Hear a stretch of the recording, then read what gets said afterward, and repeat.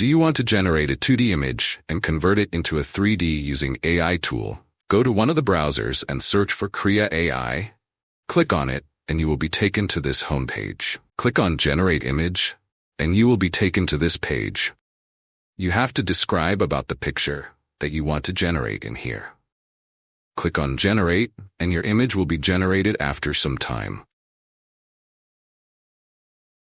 Many images will be created. You can simply download the image that you want to convert into 3D. To convert it into 3D, go to one of the browsers and search for Tripo AI. Click on it, and you will be taken to this homepage. To upload the photo, click on it, and you will get two options: single image and multiple image. Let me create the single. Select the photo and click on Create. After a few seconds, your 3D image will be created.